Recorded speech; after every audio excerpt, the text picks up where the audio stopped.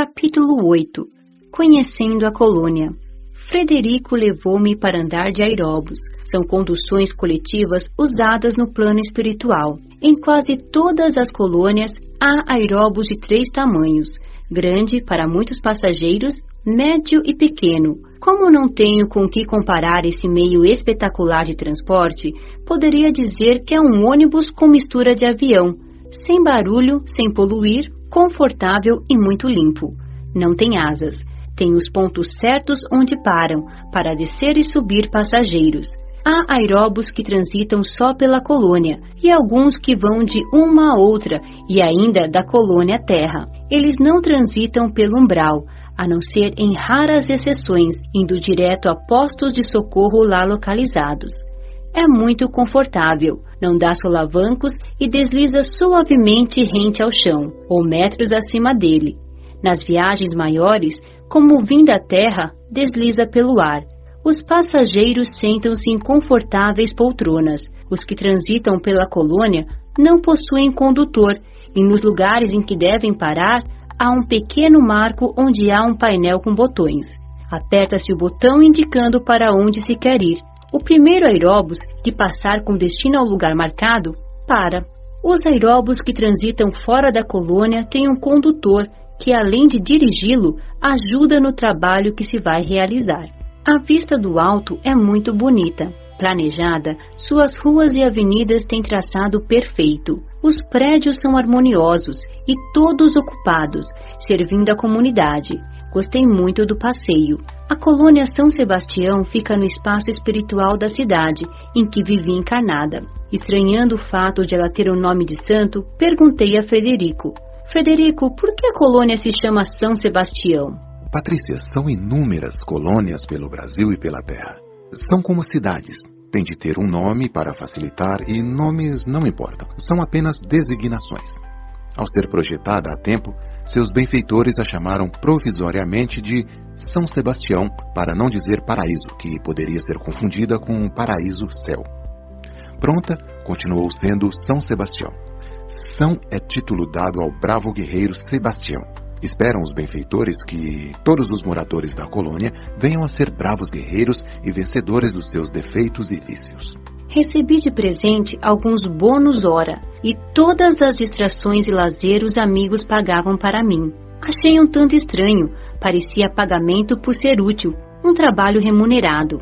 Um dia, ao voltarmos do teatro, acompanhavam-me Maurício e Antônio. Indaguei-os: que é realmente bônus hora? Patrícia. Maurício elucidou-me. A maioria dos homens trabalha por estímulo, para usufruir de um prazer ou sensação. A maioria não concebe ainda a humanidade como uma só família. Com a perda do corpo físico pelo desencarne e para que não percam o estímulo de trabalhar, é necessário que continuem recebendo algo como prêmio pelo seu trabalho. Mais tarde, os levará a fazê-lo por uma causa maior, por amor. Espíritos superiores veem as colônias como lugares de transição e o bônus hora como um período de evolução. Esta é a razão pela qual os estagiários das colônias recebem o seu salário em bônus hora. E quem trabalha muito e por muito tempo, como os governantes, os instrutores das colônias, também recebe? Maurício continuou a elucidar-me. Os instrutores não mais necessitam de prêmio por serem bons, mas por amor à família humana permanecem nas colônias, no meio dos aspirantes. Para não os menosprezar, não se destacarem e não serem confundidos com vaidosos, usam os bônus para se igualarem ao nível dos moradores que ainda pensam em prêmios e castigos. Todos utilizam o bônus hora, para não haver grupos de protegidos e de desprezados. Os que trabalham bastante e que poderiam receber muito solicitam somente os que lhes são necessários. Entendi que meus acompanhantes não trabalhavam para ter bônus hora, utilizavam-se deles somente quando necessário. Os dois muito trabalhavam e por amor. Curiosa, indaguei-os novamente e desta vez foi Antônio que respondeu prazerosamente. Há nas colônias os que não trabalham e por isso não têm direito ao bônus, ao lazer? Há, mas o estágio nas colônias para esses espíritos não é longo. E nem pode ser, porque ociosos não se afinam com as vibrações delas.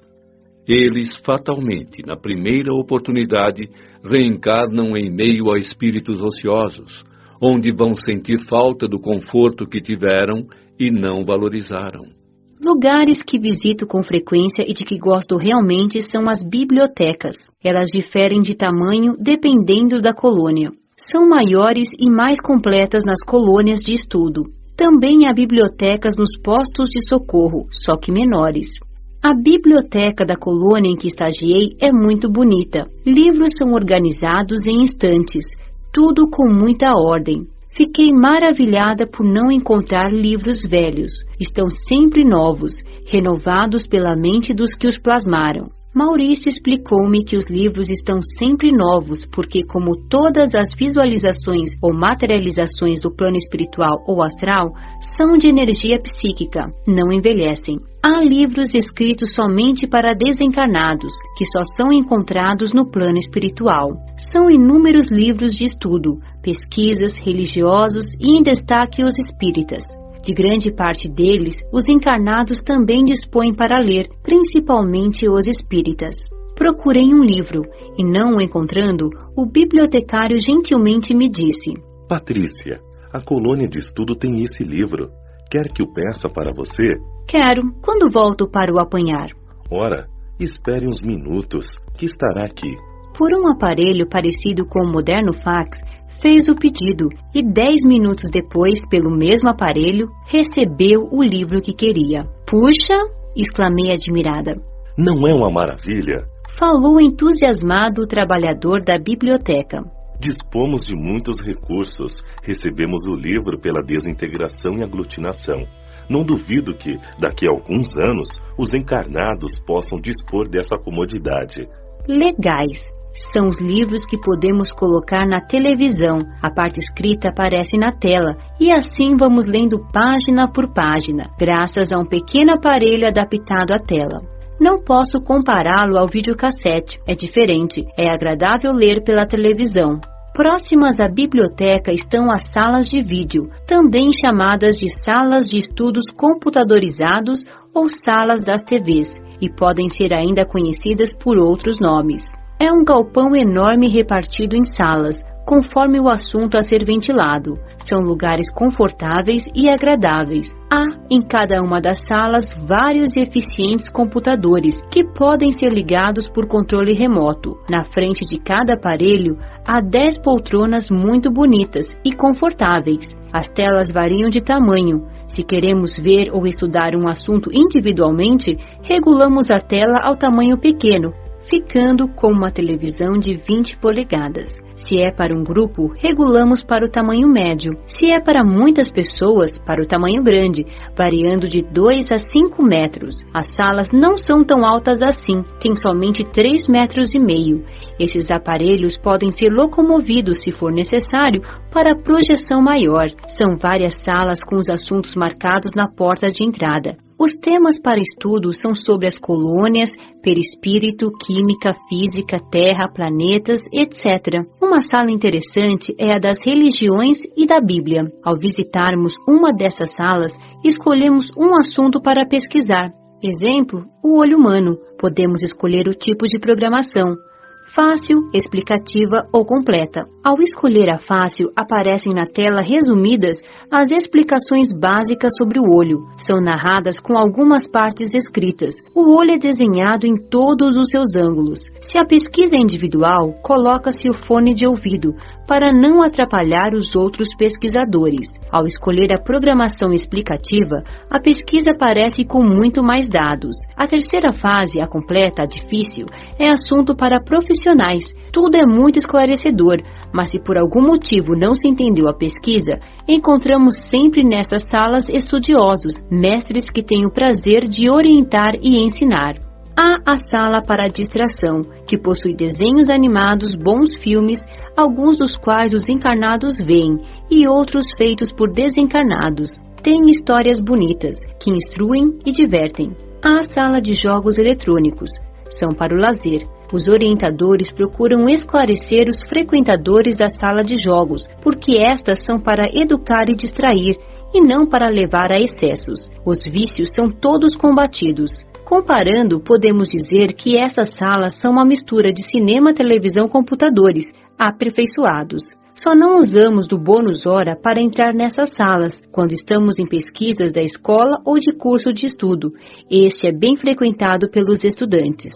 Quase todas as colônias têm essas salas, mas não as vi em postos de socorro. Nas colônias de estudo, elas são bem grandes e são inúmeros os assuntos. Gostei e gosto muito de pesquisar nessas salas. Conhecendo quando encarnado o cinema, a televisão e o computador, encantei-me diante dessa tecnologia, mas o que mais gostei foi de usar esse processo para ver, conhecer as obras de Allan Kardec. Aparecem as imagens dele e de sua equipe encarnada e desencarnada, trabalhando em cada obra, estudando, pesquisando e sendo orientado pelos benfeitores que o ajudaram.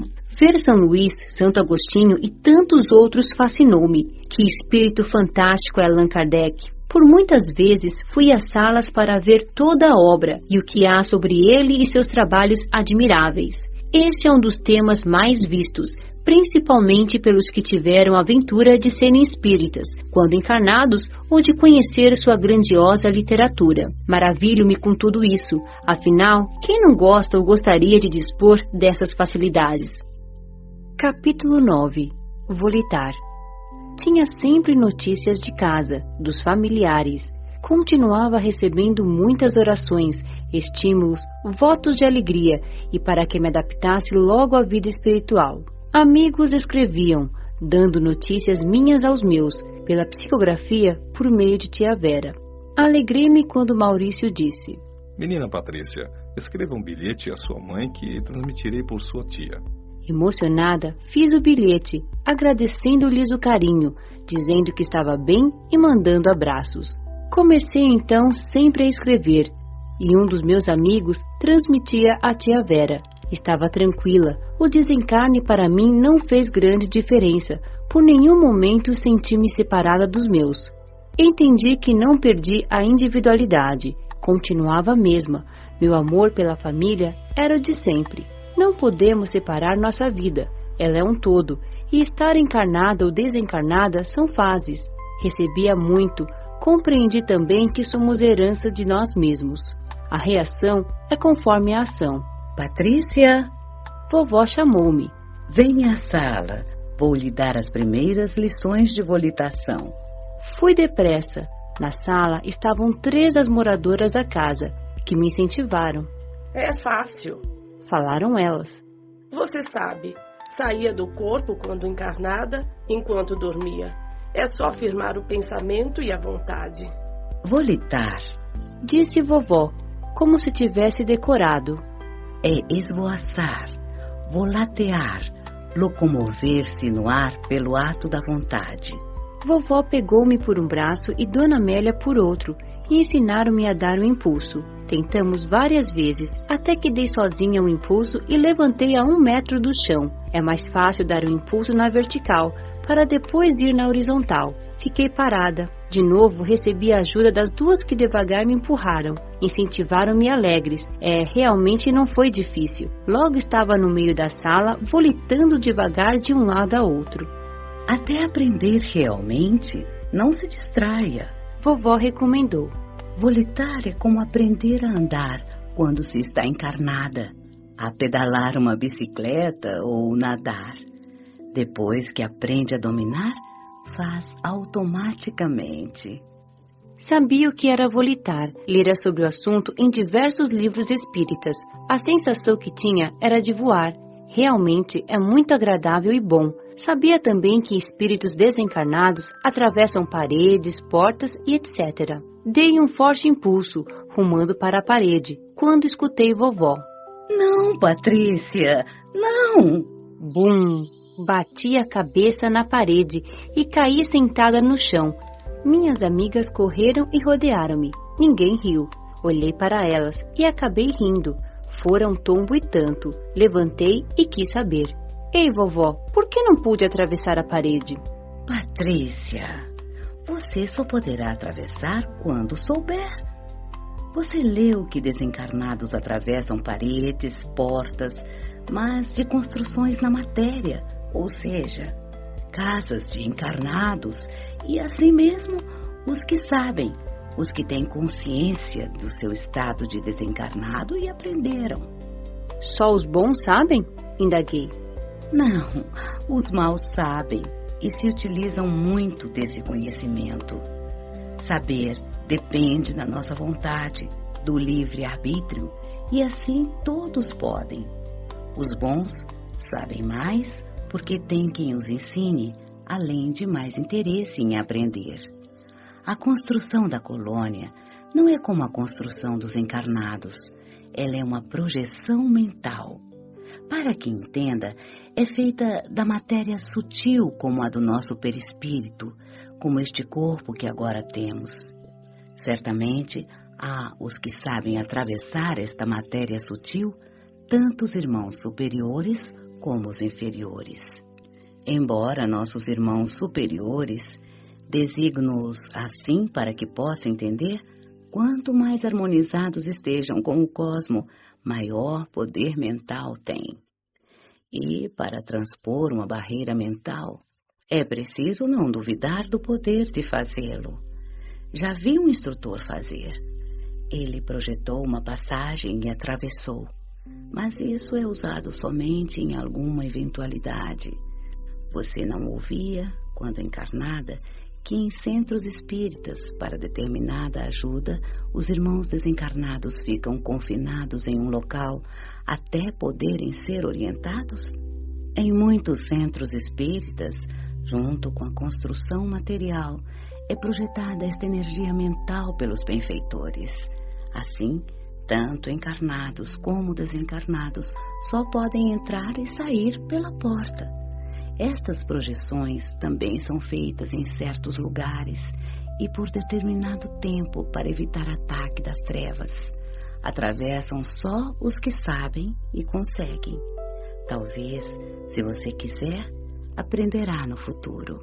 Realmente, não tinha visto ninguém entrar em nossa casa nem em qualquer outro local, na colônia, volitando. Todos entravam e saíam tranquilamente pela porta, abrindo-a e fechando-a. Achei graça do meu tombo e ainda sorrio quando recordo. Anos depois, estava ensinando meu primo a volitar e lembrei-me do fato. Resolvi brincar com ele. Vamos, Rodolfinho, venha. É isso aí, vai. Rumei-o para a parede e soltei. Segurei o riso. Pensei que, como eu, iria bater a cabeça, mas Rodolfinho não sabia que desencarnados atravessam paredes, não viera como eu, com conhecimentos do plano espiritual. Ele chegou perto da parede, apalpou-a com a mão, virou a cabeça e indagou. Patrícia, o que faço agora? Vira e volta, disse um pouco decepcionada. Aprendi em poucas lições a volitar pela casa, pelo nosso jardim. Pensava em volitar, firmava o pensamento e subia metros do chão e ia para onde queria. Vovó me levou ao campo, ou pátio da escola, onde instrutores ensinam a volitar. Fui toda contente. A escola é muito grande, tem várias áreas de prédios, é muito bonita e agradável, rodeada de árvores e canteiros floridos. O pátio é grande, parte gramado, parte ladeado com lindos ladrilhos cinza claro. Em sua volta há bancos e flores. Na colônia São Sebastião, esse campo é repartido em duas áreas. Numa parte, os principiantes aprendem a volitar, na outra, a alimentar-se pela respiração.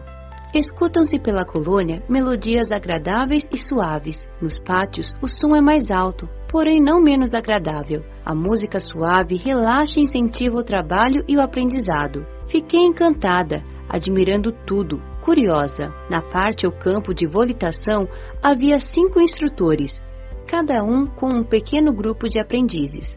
O primeiro grupo, do qual estávamos perto, tinha uns desencarnados que não davam impulso. O instrutor carinhosamente tentava ajudá-los, mas eles pareciam temer. Indaguei a vovó. Por que eles nem querem dar impulso? Será que não gostam de volitar? Talvez duvidem que conseguirão.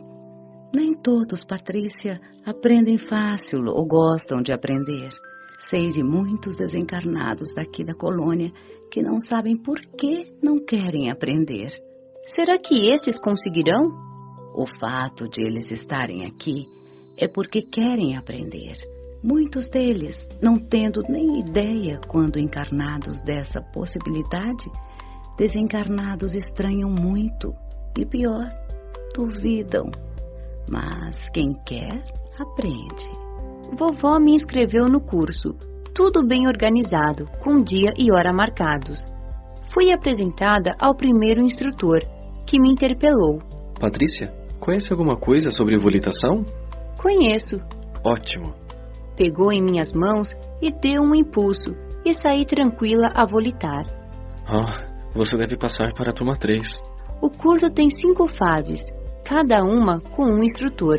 Como já tinha aprendido o básico, fui para a 3ª fase. Recebi uma apostila para estudar sobre volitação. É bem organizado, aprendi rápido em poucas lições, concluí o curso e estava apta a volitar. A volitação pode ser feita de vários modos, devagar, rápido, rapidíssimo, na vertical e na horizontal. Devagar é como andar, só que acima do chão. Na colônia, volita-se pouco, é mais comum andar pelas ruas, avenidas e praças. Normalmente, volitamos devagar, rápido quando há mais pressa e rapidíssimo, o último que aprendemos, volitamos como se nos desmaterializássemos para materializar-nos em outro lugar. Volita-se desse modo a longas distâncias. Vai-se, por exemplo, de um ponto a outro da Terra em segundos. Na vertical é usada para locomoção rápida, na horizontal, quando se quer apreciar a paisagem. As crianças e jovens aprendem a volitar nos pátios do educandário.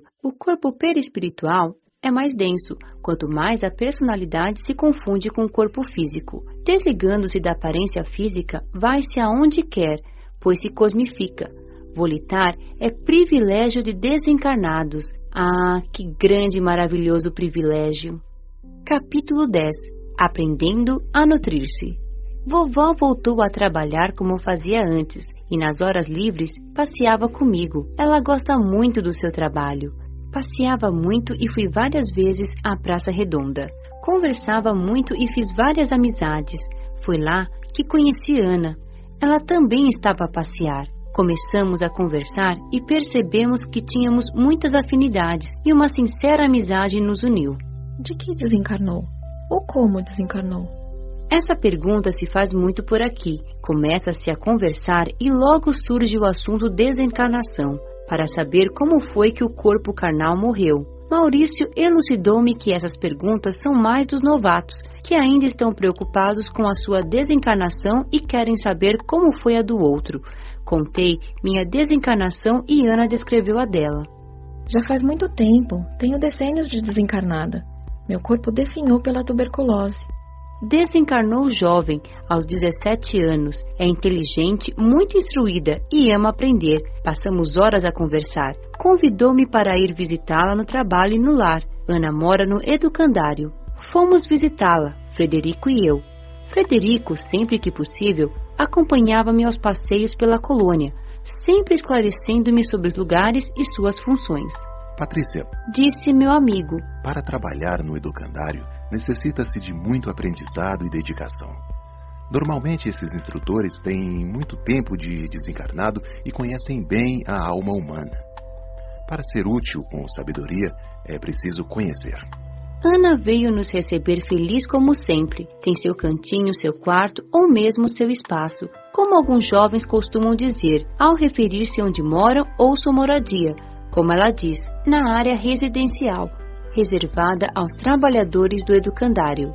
É bem bonita a moradia desses trabalhadores. Lá podem morar em casas ou em alojamentos. Refiro-me ao educandário desta colônia porque depois vi, em outras colônias, outras formas de residências. Nas casas, parecidas com a de vovó, moram instrutores e alunos, não ultrapassando 10 pessoas. Os alojamentos são muitos e comuns nas escolas. São galpões compridos, com várias portas, que levam aos quartos ou cômodos. É uma beleza. Ana mora no alojamento. Seu lar é uma sala decorada com muito gosto. Não tem cama.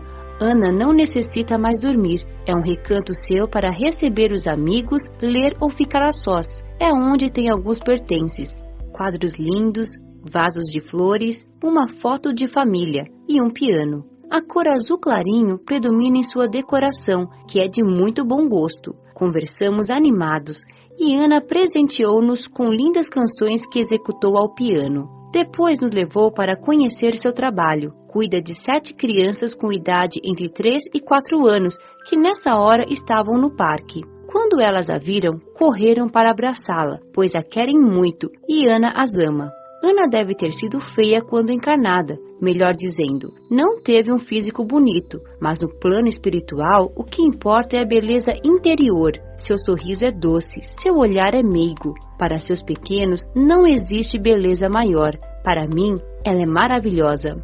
Frederico depois explicou-me que somos o que aspiramos ser. A aparência externa bonita pode também ser plasmada por espíritos ligados à beleza física. Como é bom fazer amigos, ter amigos. No educandário, ouve-se muita música. É um local bem alegre. A todos os visitantes é recomendado alegria. Há muitos animais com os quais as crianças brincam. São bichinhos dóceis, como pássaros, gatos, cães, esquilos e etc. E ainda muitas flores e parques com brinquedos de várias espécies para elas. Para os jovens, há campos de jogos. Ana nos serviu de cicerone, mostrando todo o educandário, principalmente a ala dos pequenos. É uma beleza. Bem planejado, visando ao bem-estar dos pequenos e jovens desencarnados, oferecendo-lhes alegria e aprendizagem. Não vi tristeza. Crianças normalmente se adaptam fácil por aqui. Foi um belo passeio. Encantei-me com o trabalho e a dedicação de Ana, que, tirando poucas horas para o lazer, trabalha o tempo todo a cuidar de cada criança como um filho, um irmão querido. Ana, indaguei, os pequenos não sentem falta de seus lares, de seus familiares? Certamente que sim, e dependendo da idade, uns sentem mais que outros. Os pequeninos nem estranham, e os que entendem, sentem sim. Por isso, Patrícia, a recomendação aqui é alegria. Todos nós que servimos aqui fazemos o impossível para ajudar nossos abrigados. Quando a família encarnada compreende, aceita a desencarnação, tudo fica mais fácil. Mas se desesperar-se, chamando-os e por sentir-lhes a falta, choram, então eles necessitam de mais carinho de nossa parte. Eles não querem aqui o que gostavam quando encarnados? Exemplo, balas e sorvetes? Claro, não mudam de gosto só porque desencarnam. O educandário é agradável, mas a ordem impera. Todos na colônia são convidados a educar-se. A disciplina com amor educa. Procuramos atendê-los dentro do limite justo. Muitos querem um brinquedo preferido, e isso é fácil. Os instrutores plasmam e eles têm seu brinquedo. Balas e sorvetes são distribuídos, mas na medida certa. Assim aprendem que devemos nos nutrir de alimentos sadios, tudo equilibrado. E os jovens também? Muitos gostavam de refrigerantes. Podem tê-los? Patrícia, você tem vontade? Aqui quis tomar um refrigerante? Não. Assim é como a maioria deles. Vontade está no desejo. E devemos educar nossa vontade. Se algum jovem quiser, pode ter seu refrigerante, mas nunca bebidas alcoólicas. Procuramos, principalmente aos novatos, fazer tudo o que é possível para que eles se sintam bem. Mas o educandário tem normas a serem cumpridas, para o bem-estar de todos. A maioria se encanta com a maravilha que é, satisfazendo-se com o que oferece. As crianças e os jovens aprendem a se nutrir pela atmosfera? As crianças normalmente estão temporariamente aqui e aprendem conforme são capazes. São muito entre nós que só se alimentam desse modo. Os jovens gostam mais desse aprendizado. Dando uma pausa, Ana continuou sua preciosa lição. A alimentação de um adulto é mais um exercício de prazer do que de nutrição. Todos os nossos vícios são necessidades moderadas do corpo que só potencializamos para ter sensações e prazeres. A criança procura o alimento só quando necessita. Ainda não deturpou suas necessidades e, como no astral não há perda de energia, não há busca de alimentos. Foi um lindo passeio e uma grande lição aprendida em minha visita ao educandário. Continuava a ver meus familiares pela televisão. É tão agradável. Queria, desejava que estivessem bem. Não recebi deles nenhum pensamento de revolta, só incentivos. Se às vezes sentia leve tristeza, repelia este sentimento. Não queria desanimar. Nesses raros momentos, aproximava-me de minhas violetas, que estavam sempre lindas e floridas. Sentia-me refeita. Era como se o amor de minha mãe me sustentasse, juntamente com a força do carinho de meu pai. Continuava a receber visitas. mas gostava de conversar com jovens ou os que, como eu, desencarnaram jovens. Era mais prazeroso, talvez porque as conversas normalmente fossem mais afins. Fiz várias amizades entre os jovens, visitamos lugares juntos e reunimos-nos para ouvir música. Notei que Maurício não tomava nem água. Indaguei-o: Maurício, como se alimenta? Tiro as energias de que necessito do sol, do ar e da natureza. Será que um dia serei como você? Se quiser, esforce-se e será. Eu, nem em excursões, nem em trabalhos entre os necessitados, preciso alimentar-me ou tomar água. Observe, Patrícia, que os moradores da colônia não são iguais. Aos necessitados, os que querem ser servidos, os que, mesmo recuperados, fazem trabalhos por obrigação. Aos que servem de boa vontade, mas se acomodam, sentem-se bem como estão e, para muitos, aqui já é o paraíso sonhado. E aos que aproveitam as oportunidades para aprender, servindo com precisão. Você tem seu livre-arbítrio para estacionar, ficar como está ou progredir, ser como muitos, autossuficientes, que não necessitam dormir, alimentar-se, têm plena consciência de sua existência espiritual.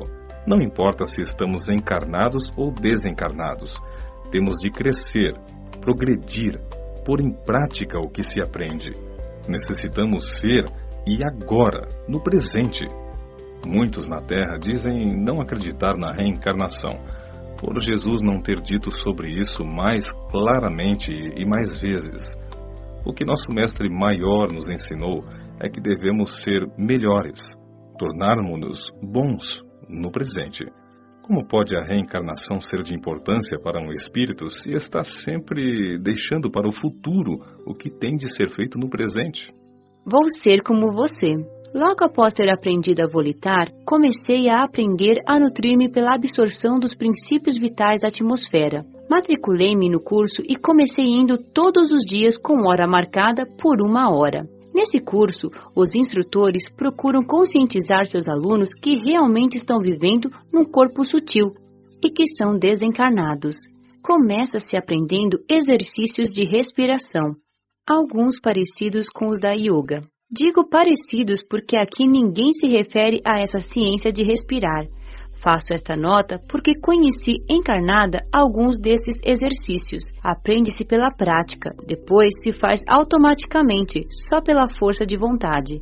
O instrutor disse que começaríamos aprendendo com os exercícios, mas seria necessária a compreensão da nossa afinidade cósmica. O Pai a todos sustenta. Podemos absorver energia do ar, do sol ou simplesmente do cosmo. Conforme aprendemos, vamos passando para a turma mais adiantada, até concluir o curso.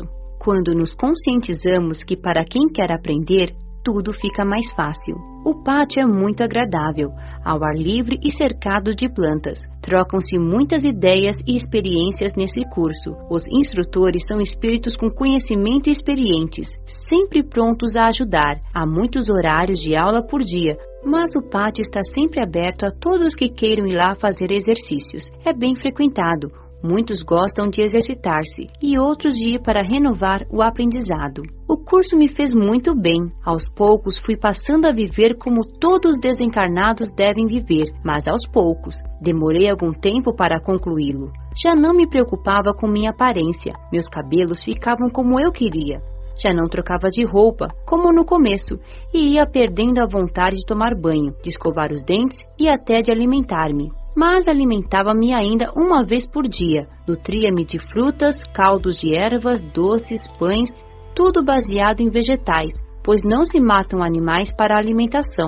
Gostava muito de tomar água, que aqui é diferente, cristalina, fluidificante e energética. Normalmente, os habitantes das colônias tomam sempre água. Na casa de vovó, ela e suas amigas alimentam-se muito pouco, só após trabalhos em que despendem muita energia, quando voltam da crosta do umbral ou das enfermarias onde estão os muito necessitados. Alimentando-se pouco, usavam pouco banheiro e se banhavam raramente, talvez mais para ter o prazer da água caindo sobre si. Nesse período em que aprendia os exercícios da ciência de respirar, em que começava a me alimentar pela absorção dos princípios vitais da atmosfera, aprendia também a dominar minha vontade e a usá-la para meu bem-estar. Não sentia nenhuma dor, nenhum mal-estar e não tive mais resfriado. Maurício me explicara que deveria aprender a observar meu próprio interior, porque ao agir egoisticamente causamos em nós muitos mal-estares. Dormia cada vez menos, pois não sentia necessidade, como antes, de dormir ou de me alimentar. Gostei muito, porque com esse tipo de alimentação, que começava a me nutrir, quase não precisava ir ao banheiro. Depois, não me alimentando mais, o banheiro seria um cômodo dispensável. Nem todos aprendem a volitar e a nutrir-se em cursos. Há outros modos de aprender, como lendo, pesquisando nos vídeos ou com alguém que saiba ensinar. Mas frequentando esses cursos é bem mais fácil, pois aprende-se com exatidão e em menos tempo. É bem agradável conscientizar-se e viver como desencarnado. Capítulo 11. Relato das 3 amigas. Nas horas de lazer, é costume visitar amigos e parentes por aqui. Gostamos de nos reunir e conversar. O assunto preferido entre familiares são os parentes. Falamos a respeito dos entes queridos desencarnados, que não estão bem, e sobre os parentes encarnados. Trocam-se ideias e planeja-se ajuda. Na casa de vovó, recebem-se muitas visitas, e como estava sempre por ali, quando me convidavam, ficava junto, escutava as conversas, participava e com isso aprendia muito. Dona Amélia, uma das senhoras que moram conosco, recebeu a visita de sua neta Marina e da amiga dela, Isa, que residiam em outra colônia. Conversamos animadas, como quase sempre acontece. A conversa foi sobre a desencarnação. Dona Amélia foi a primeira a falar da sua. A morte do meu corpo foi muito dolorida. O câncer foi destruindo o meu corpo. Revoltei-me com tudo e todos. Tornei-me uma doente amarga. Muito debilitado, meu corpo morreu. Nada vi ou senti, só percebi tempos depois. Continuei a sofrer após o desencarne. Vaguei com dores pelo meu antigo lar. Sofri muito. Depois de muitos anos, fui socorrida. Entendi que foi merecido tudo o que passei. Tendo saúde quando encarnada, não dei valor. Tomava sempre bebidas alcoólicas, fumava, envenenei meu corpo sem egoísmo, inveja e ciúme. Se não fiz mal a ninguém, fiz pouco bem. E o que fiz foram as poucas esmolas, resto do meu supérfluo que distribuí. Nunca pensei em ajudar realmente alguém.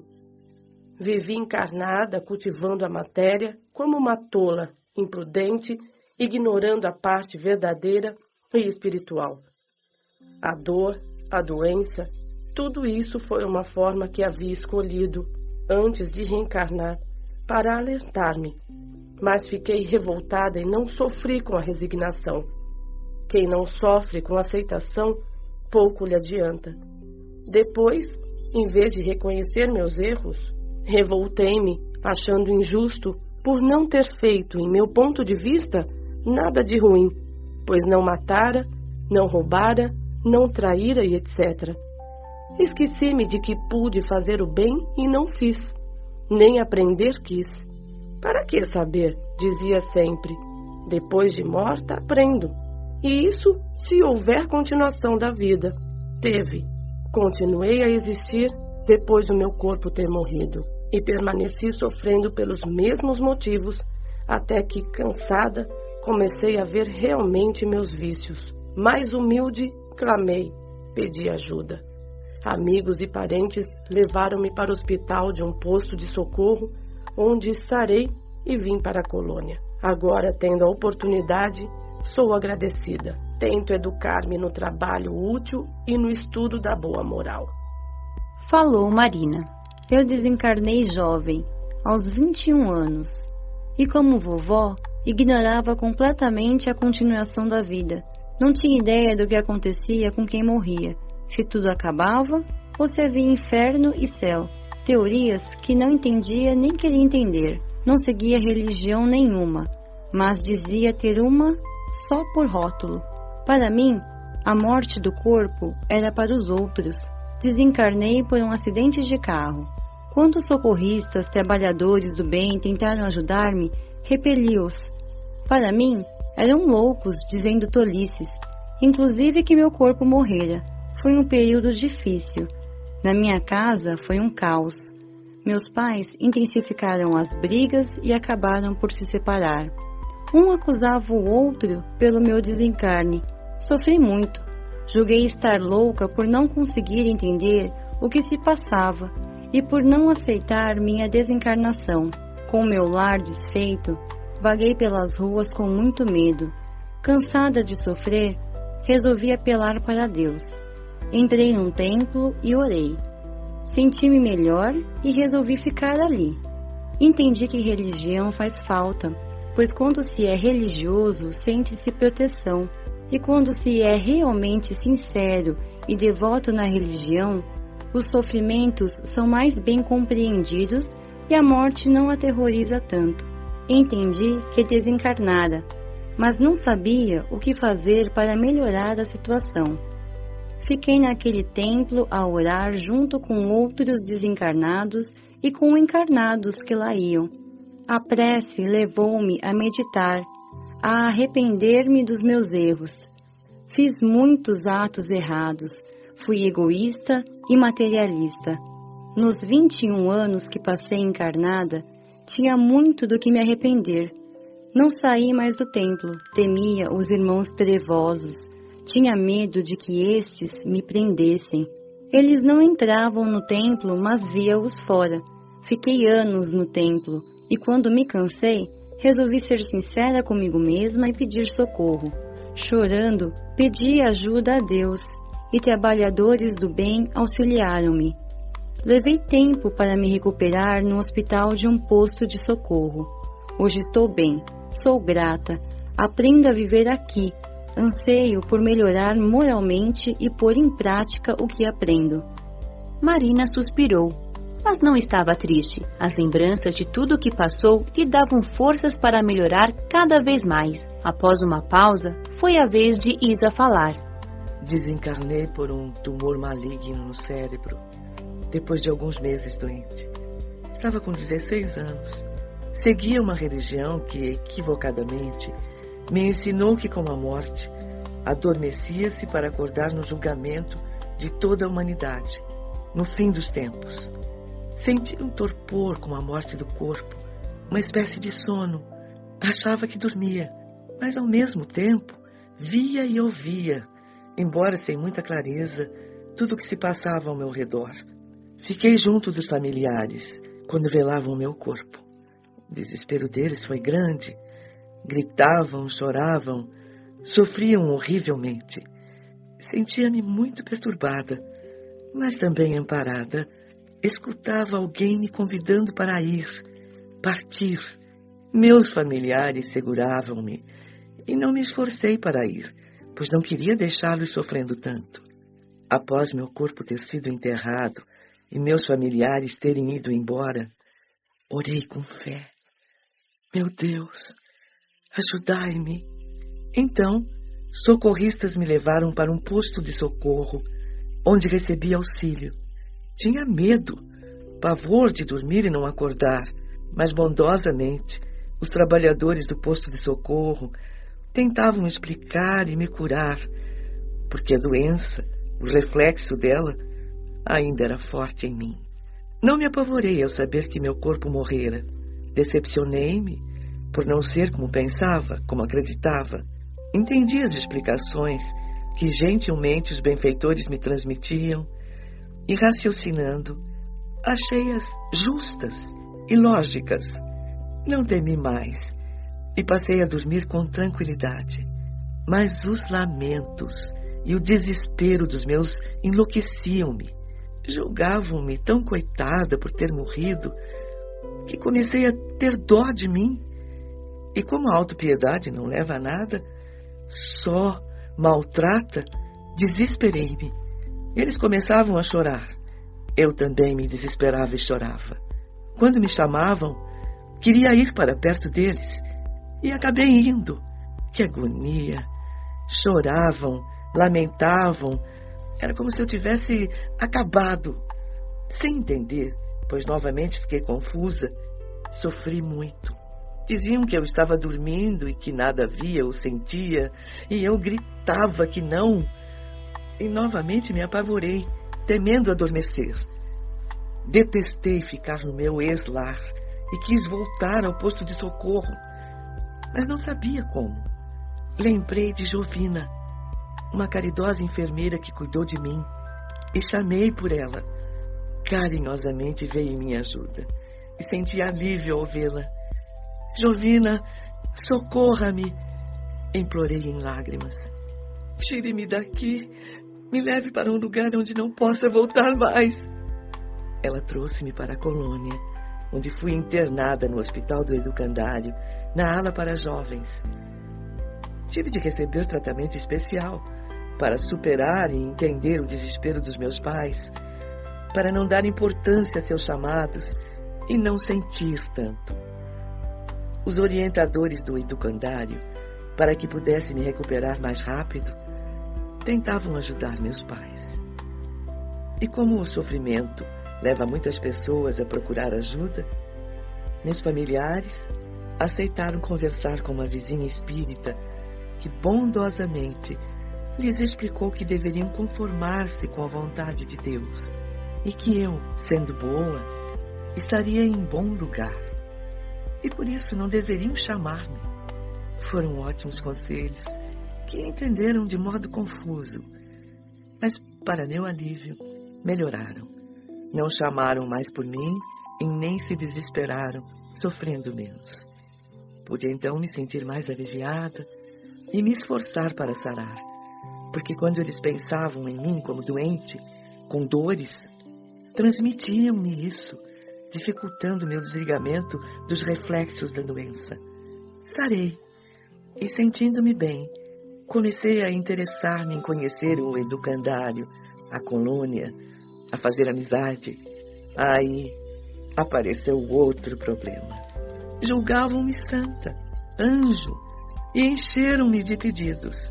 Pediram-me de tudo, para ir bem na prova da escola, para ter saúde, para não chover ou para chover, sarar da dor de cabeça, achar objetos perdidos, etc. O pior é que incentivavam todos os familiares, amigos e vizinhos a fazê-lo. Sentia esses pedidos e agoniava. Queria ajudá-los, mas como fazer? Instrutores do educandário tentaram outra vez ajudá-los para que eu melhorasse. Novamente a vizinha espírita foi a porta-voz, conversando com eles, orientando-os para que não pedissem nada a mim, mas que o fizessem a Deus, a Jesus, aos anjos, que eu, sendo boa, deveria estar em bom lugar, mas que talvez não me fosse possível ajudá-los e que não me sentiria bem por isso. Ficaram sentidos com a bondosa vizinha. Generosos instrutores do educandário tentaram novamente os esclarecer, desligando-os do corpo enquanto dormiam e conversando com eles. Foram aos poucos mudando, mas ainda hoje recebo pedidos. Amo meus familiares, desejo-lhes bem, oro por eles, mas não gosto nem de ir visitá-los, pois sofri muito com a falta de compreensão deles. A morte é tão natural, eu não sei por que fazer dela uma tragédia. Demorei muito tempo internada no hospital, tendo depois que fazer um acompanhamento com orientadores até me sentir segura. Amo a vida de desencarnada. Sinto-me muito bem no educandário, mas não foi fácil. A conversa continuou agradável por mais tempo. Depois, nossas visitantes despediram-se e foram embora. Fiquei a pensar. Capítulo 12. Elucidações. Maurício me surpreendeu pensativa, sentada na varanda. Em que a menina Patrícia pensa tanto? Contei-lhe as narrativas que ouvi das 3 amigas e terminei por interpelá-lo. Maurício, por que não fui para o educandário? É bom que pense e medite, pois assim aprende. Você é muito adulta em seus 19 anos. É mais responsável que muitos idosos por aqui. Assim achamos melhor você vir para cá. Como você tem muitos conhecimentos, o educandário lhe pareceria uma escolinha para infantes. Sofre-se sempre ao desencarnar sem ter conhecimentos do plano espiritual? Nem todos sofrem por não ter conhecimentos espíritas ou do plano espiritual. Quem é bom é atraído para bons lugares. Conhecimentos só facilitam a adaptação. Mas a falta deles, da crença da verdadeira continuação da vida após a morte do corpo, acarreta muita perturbação e até sofrimento ao desencarnado, e até mesmo para os encarnados que perderam o ente querido. Que me diz do sofrimento dessas 3 amigas? O egoísmo é um peso. Os que cultivam a matéria, a ela ficam presos. Amélia sofreu não por ser má, mas por deixar de fazer o bem. O bem a ela própria, como se instruir e entender a vida como um todo. Teve vícios e nem se esforçou para melhorar. A desencarnação foi um pesadelo, uma agonia. O que aconteceu a ela sucede com muitos. São os que se esquecem completamente da parte espiritual. Marina sofreu pelos mesmos motivos. Equivocam-se ao pensar que todos os jovens são socorridos somente pelo fato de serem jovens. Não estando nada preparada para enfrentar a mudança com a desencarnação, não a aceitou. Seus erros lhe passaram na consciência. Infelizmente, vemos muitos jovens delinquentes. Ser crianças ou jovens na matéria são fases. Sabemos que o espírito pode ser milenar. Os socorristas dedicam a máxima atenção para todas as crianças e jovens, mas infelizmente nem todos podem ser amparados. Muitos necessitam entender por meio do sofrimento para dar valor ao amparo recebido. Maurício suspirou, dando uma pausa, e continuou. Isa, sendo boa, poderia ter sido socorrida e sentir-se bem logo que desencarnou, mas, como acreditava que ia ficar no corpo, dormindo, desejou ficar. Nossa vontade é sempre respeitada. A história de Isa é comum. O sofrimento em desespero atormenta todos. São muitos os jovens que passam o que ela passou. Quando os encarnados têm dó e só pensam nos desencarnados como doentes e sofrendo, eles se sentem assim e têm mais dificuldades para livrar-se dos reflexos da doença, do sofrimento pelo qual desencarnaram. Devem os encarnados pensar nos desencarnados sadios, felizes e desejar-lhes alegria.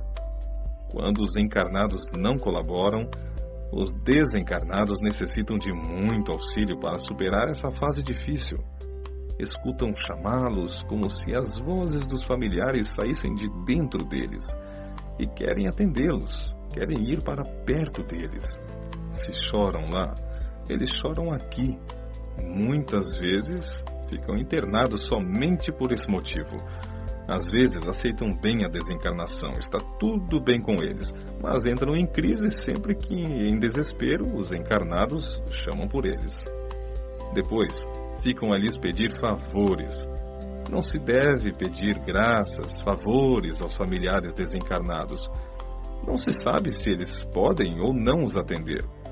No caso de Isa, ela, não podendo, sentia-se infeliz e, mesmo se pudesse, não devemos pedir que façam a lição que nos cabe, nem que venham tomar nosso lugar nos bancos de provas. Isa nem podia ajudar a si mesma, e mesmo que já estivesse apta a ajudar, possuísse conhecimentos, não conseguiria atender a todos os pedidos. Não é bom fazermos o que compete aos outros. A intervenção dos instrutores do educandário, no caso de Isa, foi muito justa. Para ajudá-la, tentaram chamar seus familiares à realidade. Os orientadores do plano espiritual fazem muito esse tipo de ajuda, em favor de seus pupilos. Observe, Patrícia, que Isa, mesmo boa, sofreu pela falta de compreensão, de entendimento da desencarnação, algo tão comum para todos. Comigo foi tão diferente. Você não é privilegiada. Aqui está por afinidade, porque é pura de coração, e não por ter sido espírita. Se não fosse boa, sem erros, não teria sido recebida com todo carinho no plano espiritual. Se você, Patrícia, não tivesse sido o que foi, poderia ter sido até uma dirigente de centro espírita, que não viria como veio. Está aqui porque fez por merecer. Não sentia o mesmo que Isa, porque o ambiente de seus familiares é de compreensão. Todos buscam no seu lar o aperfeiçoamento que lhes dá condições de não se perturbarem, e assim ajudam você. Veja sua mãe, em vez de chamá-la para junto de si, oferta-lhe flores. Não as colhe ou as leva ao cemitério, mas pensa e as manda. Seu pai, quando você desencarnou, aceitando a realidade, compreendeu o que Jesus disse: até quando vos hei de sofrer? Pois, mesmo sentindo sua falta, ele não sofreu por você, mas pelos que ficaram e sofreram sua falta, sem razão. Ele deu-lhes estímulo e sustentação psicológica. Maurício silenciou. Sim, era verdade. Meu pai me sustentava. Recebia diariamente seus recados e preces. Patrícia, alegre-se. A vida é linda. Seja feliz. Estamos bem. Não se preocupe conosco. Faça o que os amigos lhe têm orientado. Sempre obedeci meus pais. Achava e acho meu pai o máximo, prudente e sábio, e agora seguia suas orientações. Maurício, quero trabalhar. E o fará. Logo que iniciar o curso de conhecimento do plano espiritual, você irá fazê-lo. Esse curso é realizado de 2 modos. Em período maior, para os que não têm conhecimentos do plano espiritual, e em período menor, para os que os têm. Você fará o de período mais curto. Irá gostar muito. Mas, enquanto espera, deseja fazer algo? Bem, vamos ver. O que quer fazer? Quando desencarnou, fazia 2 cursos na faculdade, Ciências e Matemática, como também lecionava para infantes. Quer lecionar, dar aulas? Lecionar aqui? Você acha que só pelo simples fato de desencarnar se sabe de tudo? Quem era analfabeto, quando encarnado, desencarna e continua sendo. Se em outras encarnações passadas sabia, não se recorda quando desencarna? Nem sempre. Se em outras encarnações teve conhecimentos e na última foi analfabeto, poderá recordar. Mas essa lembrança poderá ser acompanhada de outras que talvez não lhe sejam convenientes no momento. Depois, para ter essas recordações, o espírito precisa estar apto, preparado para isso. E quem está apto recorda quase sempre sozinho. Os desencarnados só lembram o passado para o entendimento, aprendizado ou para realizar uma tarefa. Os que precisam vão a departamentos próprios. E lá os trabalhadores do local analisam e, se for realmente benéfico, ajudam-nos a recordar. Aqui na colônia, os irmãos analfabetos têm oportunidades, facilidades para aprender. Há uma ala na escola para aprendizado dos que desencarnam adultos, sem saber ler e escrever. Você poderá ensiná-los, alfabetizá-los, enquanto espera o início do curso. Ensinará só os adultos, porque professores de crianças e jovens fazem parte do educandário e necessitam de muitos conhecimentos. Porque para eles, os professores representam exemplos. São os que resolvem todos os problemas. Para os adultos, o curso é dividido em matérias e você os ensinará muito bem a ler e escrever. Quer? Sim, quero. Maurício despediu-se e fiquei a pensar. Recordei o que papai sempre nos dizia sobre o saber. O saber, que a maioria dos homens e espíritos tem como um fim, deveria ser como um meio para que possa evoluir até a sua cosmificação. Nós, para vivermos da matéria, não precisamos ler, mas isso facilita muito.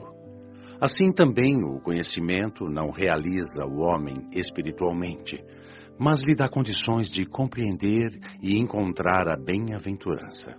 Sim, queria estudar, aprender para ser útil com sabedoria, e fiquei muito feliz em poder repartir desde já os poucos conhecimentos que possuía com outros irmãos. Aguardei ansiosa a nova visita de Maurício, que me levaria à escola para adultos.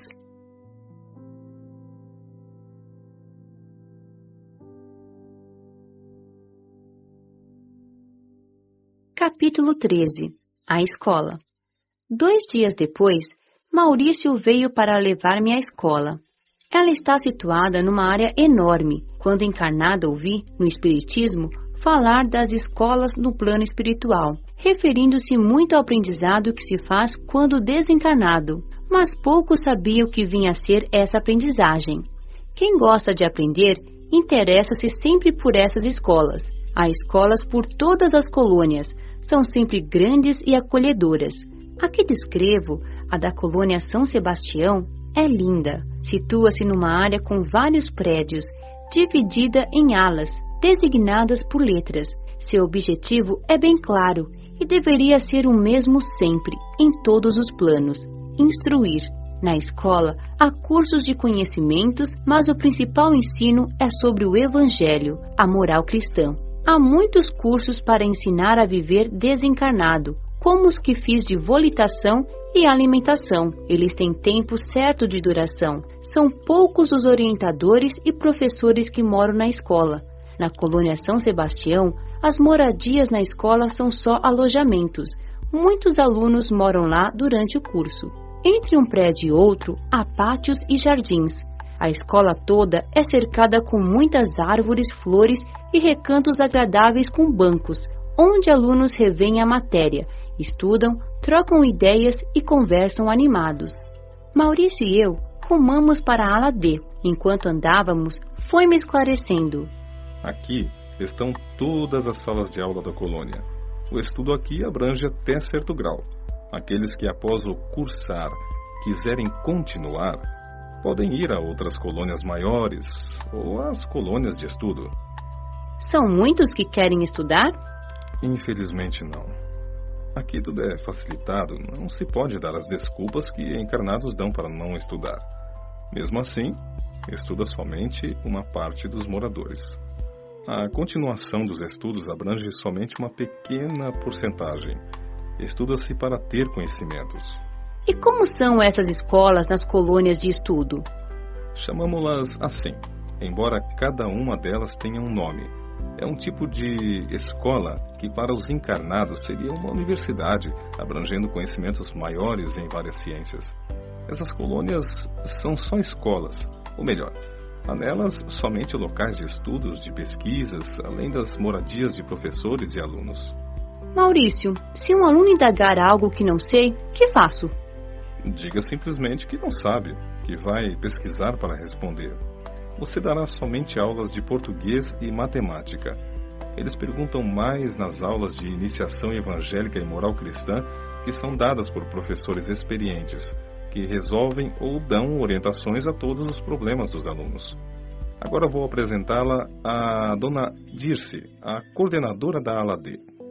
A ala D dá para um pátio. Tudo é simples como toda a escola, pintada de cor clara e muito limpa. Maurício bateu numa porta em que estava escrito orientadora. Dona Dirce nos recebeu alegremente.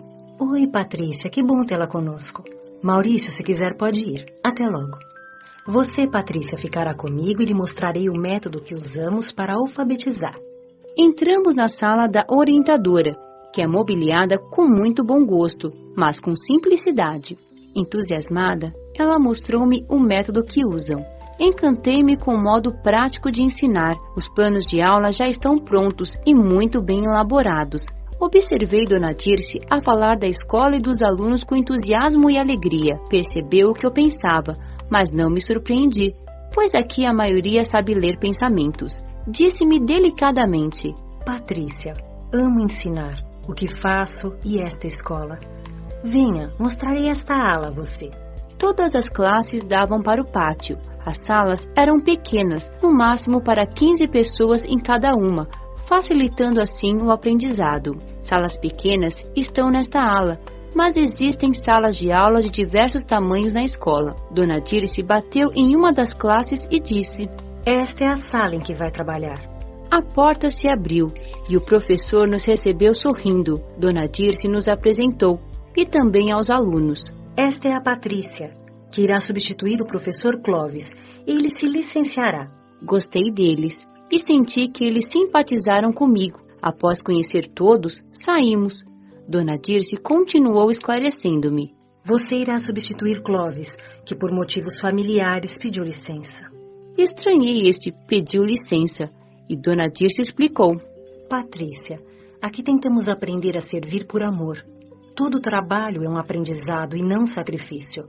Certamente, ao adquirir responsabilidade, não deixamos nossos afazeres sem pedir aos nossos superiores. E quando o fazemos, sempre é por motivo justo. Clovis, a quem irá substituir, está conosco há 3 anos.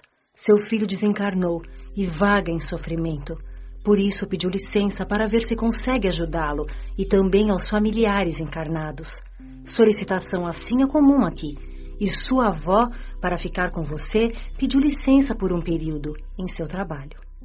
Tudo bem organizado. Não pude deixar de exclamar.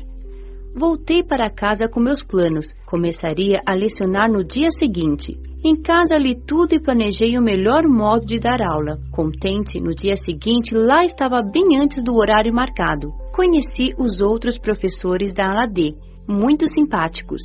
Todos foram gentis comigo. Lenita, uma das professoras, ofereceu-se para ajudar-me e orientar no que precisasse. Gostei dela e nos tornamos amigas. Minha classe tinha 12 alunos.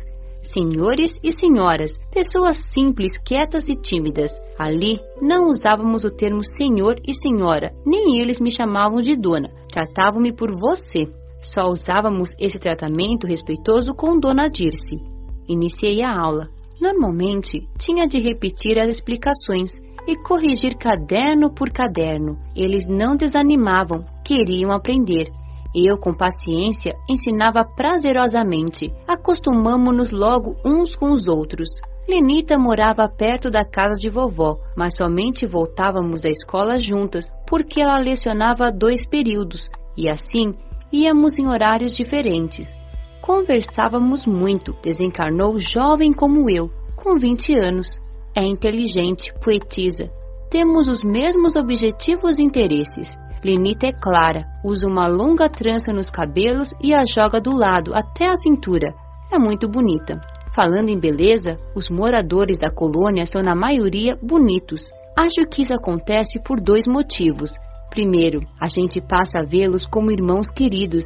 E segundo, porque os moradores são pacíficos, estão se equilibrando, tentando harmonizar-se. As pessoas assim, lindas interiormente, são agradáveis, portanto bonitas. Patrícia, fiz o curso que você vai fazer. É maravilhoso. Vai gostar.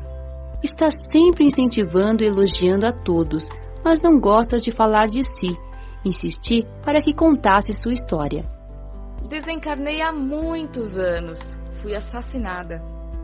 Foi bem triste e cruel. Sofri muito. Estava noiva, amava e era amada.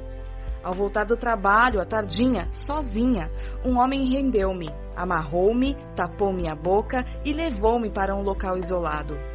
Estuprou-me e feriu-me com uma faca, largando-me num buraco. Desencarnei com muita dor e agonia. Socorristas desligaram-me e levaram-me para um posto de socorro. Julguei que ainda estava viva, encarnada. Não acreditei, não queria nem pensar que desencarnara.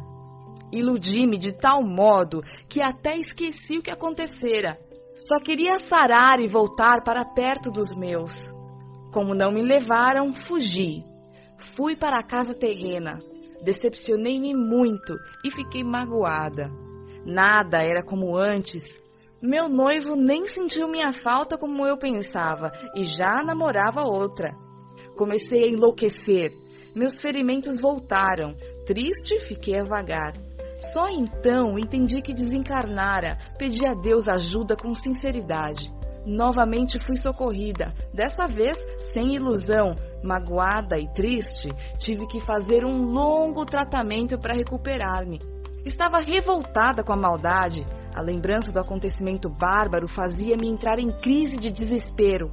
Foi necessário recordar parte do meu passado, de uma outra existência, onde vi a ação que pratiquei para ter aquela reação. Fui no passado distante um mercador de escravas jovens e bonitas. Negociava-as para homens de maus instintos. Curada, adaptada, vim para esta colônia estudar e trabalhar. Hoje sou feliz. Minha triste história não me incomoda mais. Ficou sabendo quem foi seu assassino? Sim, fiquei. E mesmo quando revoltada, não quis me vingar. Fiquei magoada mais pela maldade do que com ele. Perdoei logo. Esse irmão que me tirou a vida física sofreu muito. Não foi preso, mas a reação de seus erros veio em seguida. Tanto sofreu encarnado como sofre desencarnado. Não pensou em ajudá-lo? Sim, não faz muito tempo tive permissão para tentar ajudá-lo no umbral. Fui até lá, não aceitou nem me ouvir. Ao ver-me, gritou que era culpada por ele estar sofrendo, que certamente fui dar queixa a Deus e ele o colocou no inferno. Meus instrutores aconselharam-me a deixá-lo. Um dia ele entenderá, se arrependerá com sinceridade e será socorrido. Oro muito por ele. Que bonita lição podemos tirar da história de Lenita. O trabalho da escola me fascinava. Dediquei-me tanto que estava conseguindo ótimos resultados. Dona Dirce estava contente comigo e Maurício não pôde deixar de sentir orgulho quando ela elogiou-me a ele. Depois, estava trabalhando, ganhando meus bônus hora. Receber meu primeiro pagamento foi super agradável. Agora, não iria depender mais de vovó, nem dos amigos para frequentar o teatro e as salas dos computadores, lugares onde gosto de ir. Alegrei-me tanto ao recebê-los que fiquei orgulhosa. Era como receber encarnada meu primeiro ordenado. A sensação de autossuficiência é agradável, de não ser peso, de ser útil, de poder colaborar. É o máximo. Não estava lecionando só por esse motivo, pois o trabalho é uma bênção, mas fiquei toda importante com os meus bônus, os que ganhei trabalhando. Tudo o que narro poderá parecer a muitos ficção, mas o que é a morte senão uma nova etapa da vida?